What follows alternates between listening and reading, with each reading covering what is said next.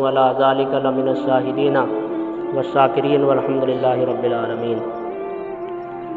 وہی دل ہے جو حسن و عشق کا کاشانہ ہو جائے،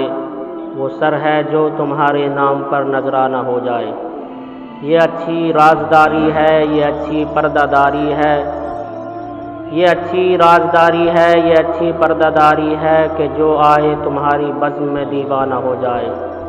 تیری سرکار میں لایا ہوں ڈالی حسرت دل کی،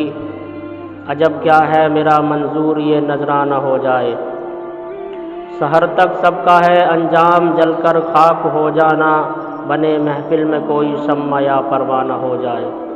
وہ میں دے دے جو پہلے شبلی و منصور کو دی تھی، وہ میں دے دے جو پہلے شبلی و منصور کو دی تھی، کہ بے دم بھی نثار مرشد مہکانہ ہو جائے۔ آئیے حضرات، ہم اور آپ اپنے پیارے آقا و مولا حضور احمد مجتبی محمد الرسول اللہ صلی اللہ تعالیٰ علیہ وسلم پر ایک مرتبہ دل کی گہرائی سے جھوم جھوم کر کے درود پاک پڑھیں۔ اللہم صلی علی سیدنا و مولانا محمد مبارک وسلم، صلو علیہ صلاۃ و سلام علیک یا رسول اللہ۔ واہ کیا جود و کرم ہے شہ بطحہ تیرا، نہیں سنتا ہی نہیں مانگنے والا تیرا۔ دھارے چلتے ہیں عطا کے وہ ہے قطرہ تیرا، تارے کھلتے ہیں سخا کے وہ ہے ذرہ تیرا۔ فیض ہے یا شہ تسنیم نرالا تیرا، آب پیاسوں کے تجسس میں ہے دریا تیرا۔ آسماں خان زمیں خان زمانہ مہبان، صاحب خانہ لقب کس کا ہے تیرا تیرا۔ فرش والے تیری شوکت کا علو کیا جانے، خوش روا عرش پہ اڑتا ہے پھریرا تیرا۔ میں تو مالک ہی کہوں گا کہ ہو مالک کے حبیب، یعنی محبوب و محب میں نہیں میرا تیرا۔ عزیزان ملت اسلامیہ، خطبہ مسنونہ کے بعد میں نے ابھی جس آیت کریمہ کی تلاوت کا شرف حاصل کیا، اس کا پس منظر یہ ہے کہ ہمارے پیارے آقا و مولا حضور احمد مجتبی سرکار صلی اللہ تعالیٰ علیہ وسلم نے ایک ایسے ماحول میں جب چاروں طرف کفر کی تاریکی سے جہان اٹا ہوا تھا، چاروں طرف صرف ظلمت ہی ظلمت تھی، روشنی کا نام و نشان نہیں تھا، ایسے وقت میں حضور نے اعلان فرمایا، جب لوگ 360 بتوں کو خدا مان رہے تھے، ان کے سامنے اپنے پیشانیوں کو رکھ رہے تھے اور انہیں اپنا معبود حقیقی تصور کیے ہوئے تھے، ایسے موقع پر اللہ کے پیارے حبیب صلی اللہ تعالیٰ علیہ وسلم نے اعلان فرمایا کہ اللہ تعالیٰ ایک ہے، یعنی آپ نے توحید کا اعلان فرمایا اور فرمایا کہ اس ایک رب کی عبادت کرو، اس کی پوجا کرو ان تمام کو چھوڑ کر۔ اور حضور نے فرمایا کہ میں اللہ کا نبی ہوں، اللہ کی جانب سے مبعوث کیا گیا ہوں، مجھ پر وحی آتی ہے۔ تیسرا اعلان سرکار نے یہ کیا کہ ہم سب کو مرنے کے بعد زندہ کیا جانا ہے اور سب سے سختی کے ساتھ حساب و کتاب لیا جائے گا۔ حضور نے 3 اعلان فرمائے، ایک توحید، ایک اعلان یعنی کہ میں نبی ہوں، اور تیسرا اعلان سرکار نے فرمایا کہ ہم سب کو مرنے کے بعد زندہ ہونا ہے اور اپنے رب کے حضور حاضر ہونا ہے، اسی کی جانب لوٹ کر کے جانا ہے۔ تو کافروں میں، مکے والوں میں اس بات کو لے کر کے چہمی گوئیاں شروع ہو گئیں، چاروں طرف باتیں ہونے لگیں چوراہوں پر، اور جو جہاں ملتا ادھر جہاں کھڑے ہوتے کفار تو یہی باتیں کرنے شروع کر دیتے۔ اللہ تعالیٰ نے فرمایا اما یتساءلون، یہ کائے کے بارے میں پوچھ گچھ ہو رہی ہے، عن النبأ العظیم، بڑی خبر کے بارے میں، الذی ہم فیہ مختلفون، جس میں تم خود ہی کئی راہ ہو، تم میں آپس میں اختلاف ہے، پہلے تم خود ایک جٹ ہو جاؤ، اس کے بعد میرے محبوب پر تان و تسلی شروع کر دو۔ اللہ کے پیارے حبیب نے جیسے جیسے وحی آتی رہی، حضور لوگوں کو یہ پیغام پہنچاتے رہے اللہ تعالیٰ کی جانب سے۔ آخر کار مکے والوں سے جب کوئی جواب نہ بنا اور ان سے سرکار کے سامنے کھڑے ہونے کی ضرورت تو تھی نہیں، انہوں نے سرکار کو مجنون کہنا شروع کر دیا، یعنی کہ پاگل کہنا شروع کر دیا۔ مجنون کے معنی پاگل کے ہی آتے ہیں۔ تو پاک پروردگار عالم کے حبیب کو، جو اللہ کا حبیب ہو، اسے کوئی پاگل کہے، اللہ تعالیٰ کو یہ بات گوارا نہ ہوئی۔ اللہ نے قرآن پاک میں ارشاد فرمایا کہ اے لوگو، یہ میرا محبوب جو تمہیں کلام پڑھ کے سناتا ہے، تو یہ میرا محبوب تو وہی کہتا ہے جو میں اس سے کہتا ہوں، اپنی مرضی سے اپنی طبیعت کے مطابق تو میرا محبوب کچھ کہتا ہی نہیں ہے۔ انہ لقول رسول کریم، بے شک یہ عزت والے رسول کا کلام ہے۔ انہ لقول رسول کریم، بے شک یہ عزت والے رسول کا کلام ہے۔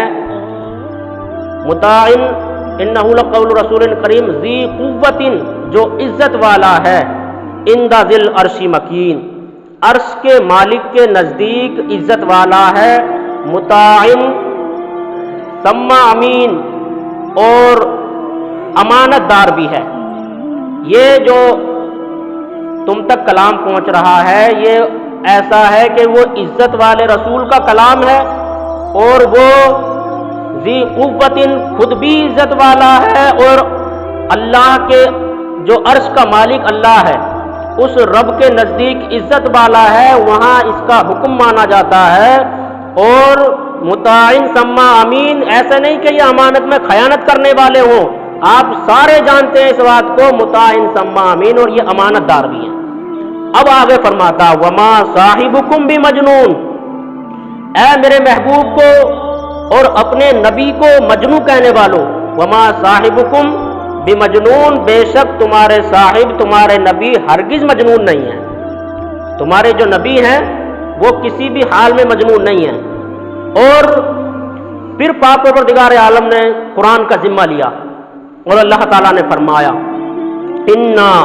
نحن نزلنا الذکر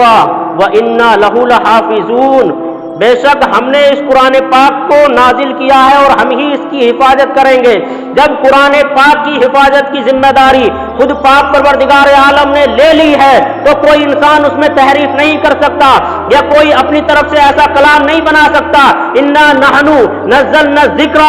وانا لہ لحافظون، بے شک ہم ہی نے یہ قرآن نازل کیا ہے اور ہم ہی اس کی حفاظت کریں گے۔ اب یہ انا جو ہے، یہ نحن جو ہے، وہ نزلنا الذکر وانا لہ لحافظون جو ہے، یہ سارے تاکید کے ساتھ ہیں، یعنی یہ ساری کی ساری تاکیدیں ہیں۔ اللہ نے اتنی تاکید پیرا فرما دی، انا نحن نزلنا الذکر وانا لہ لحافظون، اتنی تاکید پیدا کر دی، اتنی تاکید پیدا کر دی کہ قیامت تک کوئی بھی انسان آپ کو مجنون کہنے کی ضرورت نہیں کر سکتا۔ جو بھی آپ کو کہے گا وہ یا نبی اللہ کہے گا، یا رسول اللہ کہے گا، یا حبیب اللہ کہے گا، کوئی رائنا کہے گا، کوئی اپنے آپ کو ہاتھوں کو ادب سے باندھے ہوئے اور ادب سے پلکے جھکائے ہوئے کہے گا، تو اے اللہ کے حبیب میری کوشش کو پہنچ جائیے، یا رسول اللہ میری طرف نظر فرمائیے، انظر حالنا کہے گا، اسما قالنا کہے گا، قیامت تک کوئی بھی آپ کو مجنون نہیں کہہ سکتا۔ اور یا میرے حبیب، یہ تو آپ کی شان ہے، یہ تو آپ کا مقام ہے۔ حد تو یہ ہے، ہم یہ مژدہ بھی سنائے دیتے ہیں کہ جو آپ کا امتی اس قرآن پاک کو اپنے سینے میں بسا لے گا، اس قرآن پاک کو حفظ کر لے گا، یا اس کا عالم بن جائے گا، یا اس کو بہترین مشق کے ساتھ پڑھنے والا بن جائے گا، تو قیامت تک اس کو لوگ برے الفاظوں کے ساتھ نہیں بلا سکتے۔ اس کو دنیا حافظ کہے گی، اس کو زمانہ قاری کہے گا، اس کو لوگ حافظ کہیں گے، قاری کہیں گے، اس کو لوگ مولوی کہیں گے، اس کو عالم دین کہیں گے، اس کو تم سب مفتی کہو گے۔ اور یہ قرآن کا فیضان ہے کہ حقیقتاً اگر قرآن کا حافظ پاگل بھی ہو جاتا ہے تو قرآن کبھی غلط پڑھ ہی نہیں سکتا۔ یہ قرآن کا فیضان ہے۔ پتہ کیا چلا کہ ایک عام سا بندہ اگر قرآن پاک کو اپنے سینے میں بسا لیتا ہے تو وہ حقیقتاً پاگل بھی ہو جائے، اس کے منہ سے قرآن غلط نہیں نکل سکتا۔ اور میرا حبیب جو امانت دار بھی ہے، جس نے 40 سال تک تمہارے درمیان کبھی جھوٹ نہیں بولا، جس نے امانت میں خیانت نہیں کی، جس کا قدم کبھی بری طرف نہیں اٹھا، جس کی زبان سے کبھی خیانت والے الفاظ نہیں سننے کو ملے، جس کے فعل میں قباحت نہیں ہے، جس کے دل میں کزی نہیں ہے، جس کے دل و دماغ ہر بڑے برے کاموں سے، ہر چیز سے پرے ہے، وہ ایسا محبوب ہے جس کا چہرہ مبارک دیکھنے کے بعد میں بندہ کہتا ہے میں زمانے کو جھوٹا مان سکتا ہوں لیکن ان کو جھوٹا نہیں کہہ سکتا۔ ارے جو اتنی امانتوں کا اور ایسی شان والا ہے، جو انا اعطینا کل کوثر کا مصداق پائے ہوئے ہے، وہ محبوب جس کا چلنا پھرنا بھی قرآن ہے، یہ وہ محبوب جس کا چلنے میں بھی ایک انسان کو سبق ملتا ہے، جب تک انہوں نے اعلان نبوت نہیں کیا تھا تم سارے کے سارے ہر معاملے میں ان کی تصدیق کر رہے تھے۔ جب اس محبوب کی شان یہ ہے تو جب وہ محبوب صحیح اور سالم ہے تم سارے انہیں امین بھی مانتے ہو، صادق بھی مانتے ہو، وہ قرآن کیسے غلط پڑھ سکتے ہیں؟ جبکہ ایک عام سا بندہ قرآن کو سینے میں بسا لے تو اس کے زبان سے غلط قرآن نہیں نکل سکتا۔ ارے اس نے کیا کیا ہے؟ اس نے صرف وہ آسمانی کتاب جو رسول اللہ کے سینے مبارک پر اتری ہے اس کو رٹ ہی تو لیا ہے، کوئی وہ ولی نہیں بنا، وہ ولایت کے مقامات کو نہیں پہنچا، وہ کوئی صحابی نہیں ہے، وہ کوئی خاص یا مخصوص بندہ نہیں ہے، صرف اس نے اتنا کیا ہے کہ قرآن پاک کی آیتوں کو رٹ کے اس قرآن پاک کو رٹ کے اپنے سینے میں بسا لیا ہے۔ آج اس کی یہ شان ہو گئی ہے کہ وہ حقیقت میں دماغ سے ہاتھ دھو بیٹھا ہے، وہ حقیقتاً پاگل ہو گیا ہے، لیکن اس کی زبان سے غلط قرآن نہیں نکل سکتا۔ جب عام حافظ کی یہ شان ہے تو میرا محبوب تو پھر بھی میرا حبیب ہے، صادق و امین ہے، اس کی زبان سے غلط قرآن کیسے نکل سکتا ہے؟ اور وہ کیسے پاگل اور مجنون ہو سکتا ہے؟ اس نے صرف تمہیں وحی خدا سنائی، اس نے تمہیں خدا کا کلام کیا سنا دیا، تم اسے مجنون اور پاگل کہنے لگے۔ اچھا یہ تو ہوئی جی کفار کے زمانے کی بات۔ کفار کے زمانے میں ان تمام کافروں نے رسول اللہ صلی اللہ تعالیٰ علیہ وسلم کو پاگل اور مجنون اور جادوگر فلاں یہ وہ تمام کہنا شروع کر دیا۔ اللہ تعالیٰ نے فیصلہ فرما دیا کہ میرا حبیب تو میرا حبیب ہے۔ جب عام حافظ کی شان یہ ہے کہ وہ غلط قرآن نہیں پڑھ سکتا پاگل ہونے کے بعد، تو پھر جس پر رسالت اتاری گئی ہو، جو تمام رسولوں سے افضل ہو، حتیٰ کہ موسیٰ و عیسیٰ سے بھی افضل ہو، حتیٰ کہ حضرت ابراہیم علیہ السلام سے بھی افضل ہو، حضرت نوح علیہ السلام سے بھی افضل ہو، حضرت زکریا سے بھی افضل ہو، حضرت یحییٰ سے بھی افضل ہو، تمام انبیاء و رسول کا تمام علوم و فنون ملا لو تو ان کے علم کے ایک قطرے کو نہیں پہنچتے۔ اعلیٰ حضرت فرماتے ہیں کہ اللہ تعالیٰ کا علم 7 سمندروں کی برابر ہے، لیکن اللہ کے علم کے مقابلے میں رسول اللہ کا علم ایسے ہے جیسے 7 سمندر میں سے چڑیا کی چونچ میں پانی۔ لیکن رسول اکرم صلی اللہ تعالیٰ علیہ وسلم کے علم کی بھی یہ شان ہے، آپ فرماتے ہیں کہ رسول اللہ کا علم 7 سمندروں کے برابر ہے، اس کے مقابلے میں تمام انبیاء، تمام رسول، تمام ملائکہ، تمام فرشتے، جتنے بھی افضل العلوم، تمام حکما، دانشور، سب کے علوم و فنون کو، پوری دنیا کے علم کو نچوڑ کو ایک جگہ ملا لیا جائے، ان سب کا علم اتنا نہیں بنتا جتنا 7 سمندر میں سے چڑیا کی چونچ میں پانی۔ یہ 7 سمندر کے برابر جو علم ہے وہ یہ ہمارے پیارے آقا مولا کا علم ہے، اور یہ چڑیا کی چونچ میں جو پانی ہے یہ جمی مخلوقات کا علم ہے۔ تو جس کے علم کا یہ حال ہے وہ کبھی پاگل اور مجنون ہو ہی نہیں سکتا۔ یہ ویسے بھی خدا کے حبیب ہیں، اور واقعی ہمارے پیارے آقا مولا سید المرسلین صلی اللہ تعالیٰ علیہ وسلم کی کیا بات ہے۔ اعلیٰ حضرت فرماتے ہیں کہ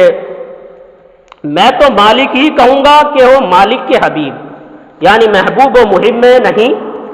میرا تیرا۔ عزیزان ملت